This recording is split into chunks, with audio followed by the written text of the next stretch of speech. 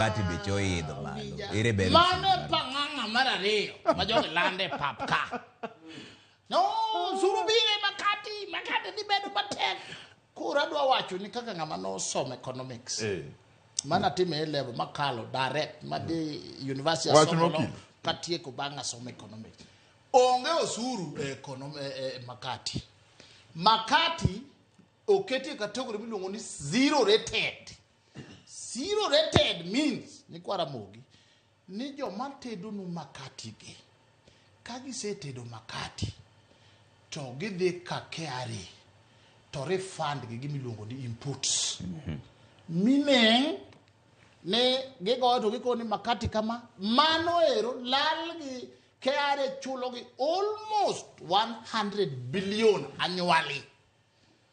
Koro serikal wacho ne gemoro ni wadwa chulo ji emwa onge go.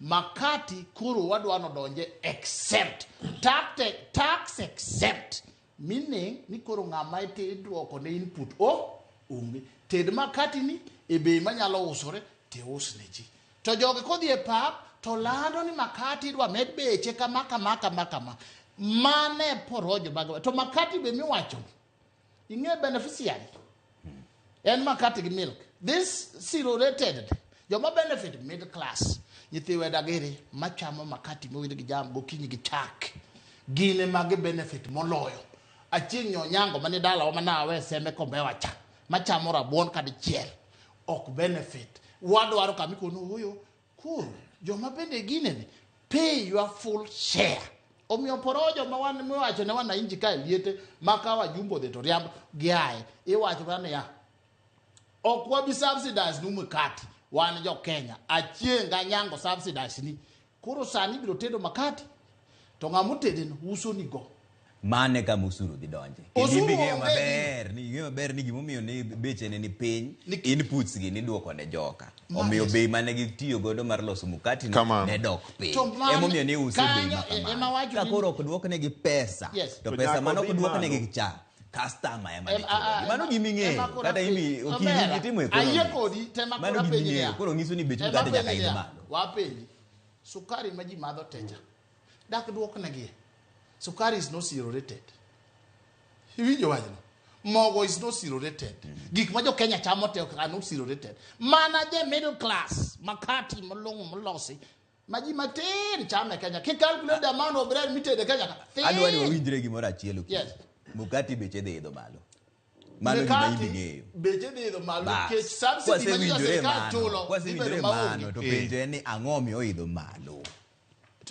Anga mono gi we yawe kaka ne digeni apenji ni awacho ni zero rating means ni serikal emane chulo joma ne loso mukati to sukari maji madho te is not subsidized ugo uwe sukari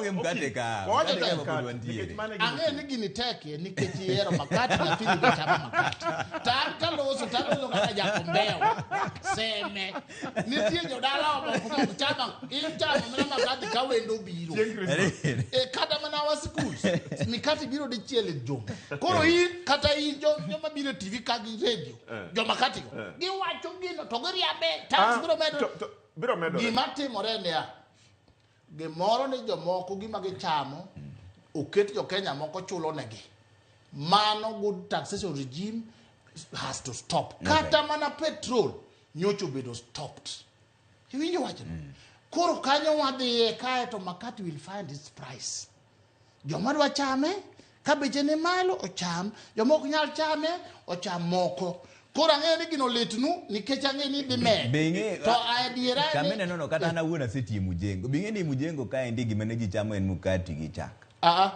Mogi jam jengo motegno nego bende mudo nyoyo mopokore iwinjo makati obija na nyisi ni okil kama loka biro loko weche